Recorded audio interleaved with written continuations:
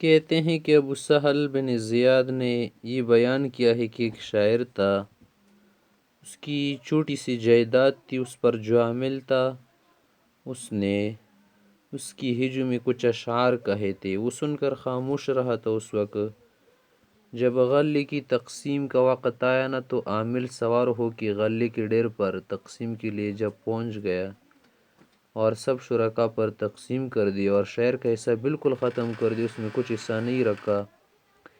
یہ معلوم کر کے شاعر اس کے پاس گیا، شکایت کی۔ اس نے کہا کہ سن، اب ہمارا کوئی مطالبہ ایک دوسرے سے نہیں۔ تو نے ہماری ہجو کی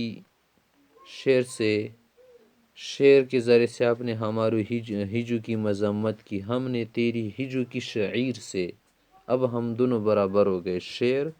شعر کو کہتے شعیر منا جو، تو اسے پتہ چل گیا نا کہ بجا مذمت نہیں کرنی چاہیے، کیونکہ یہ زوال نعمت کا سبب ہے۔ کہتے ہیں کہ ایک امیر تھا، ایک عامل امیر کے سامنے کھڑا ہوا تھا۔ عامل گورنر کو کہتے ہیں۔ ان کو پیشاب نے مجبور کیا تھا تو یہ باہر آ گیا، پھر فارغ ہو کر واپس آیا تو امیر نے اس سے پوچھا کہاں گئے تھے تم؟ اس نے جواب دیا کہ رائے ٹھیک کرنے کے لیے گیا تھا۔ انہوں نے اس مقولے کی طرف اشارہ کیا نا کہ لا رأی لحاقن، جس آدمی کو پیشاب اور پیخانے نے مجبور کر دیا ہونا اس کی رائے نہیں چلتی، کیونکہ اس کا دماغ حاضر نہیں ہوتا نا اس وقت۔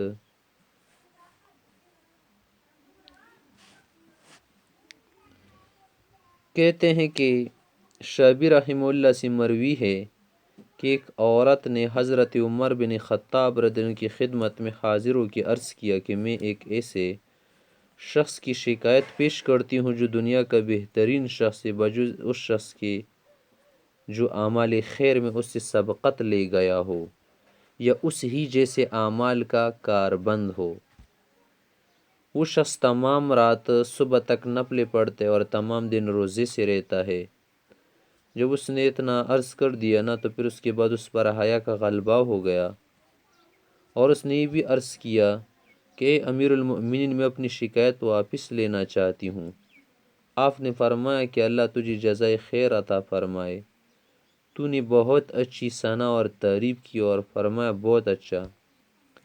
جب وہ چلی گئی تو کعب بن اسود رضی اللہ تعالیٰ عنہ نے عرض کیا کہ اے امیر المؤمنین، اس عورت نے بلیغ طور پر اپنی شکایت آپ کے سامنے پیش کر دی۔ آپ نے فرمایا کہ اس نے کیا شکایت کی؟ کعب رضی اللہ عنہ نے فرمایا کہ اپنے شوہر کی شکایت کی اس نے۔ حضرت عمر نے اس عورت اور اس کے شعر کو اور اس کے شوہر کو حاضر کرنے کا حکم دیا تو دونوں حاضر ہو گئے۔ تو آپ نے کعب صاحب سے فرمایا کہ تم ان کا فیصلہ کرو۔ انہوں نے عرض کیا کہ امیر المومنین آپ کی موجودگی میں فیصلہ کروں؟ آپ نے فرمایا کہ تم کرو، کیونکہ تم نے اپنی پتانت سے ان کی بات سمجھی ہے جو میں نہیں سمجھ سکا، اس لیے فیصلہ بھی تم کرو۔ تو کعب رضی اللہ عنہ نے فرمایا، فیصلہ کیا کہ اللہ تعالیٰ کا یہ ارشاد ہے کہ فَانْكِحُوا مَا طَابَ لَكُم مِّنَ النِّسَاءِ مَثْنَىٰ وَثُلَاثَ وَرُبَاعَ۔ تو انہوں نے شوہر کو حکم دیا اور ساتھ ساتھ کہا کہ 3 دن روزے رکھو اور 1 دن افطار کرو اور اپنی بیوی کے ساتھ رہو۔ اسی طرح 3 رات نفل پڑھو، نفل کے لیے اگر رات کو کھڑا ہونا ہو تو کھڑا ہو جایا کرو، 1 رات اس کے ساتھ رہو۔ تو حضرت عمر رضی اللہ عنہ نے فرمایا کہ واللہ یہ فیصلہ میرے لیے پہلی نکتہ رسی سے بھی زیادہ عجیب ہے۔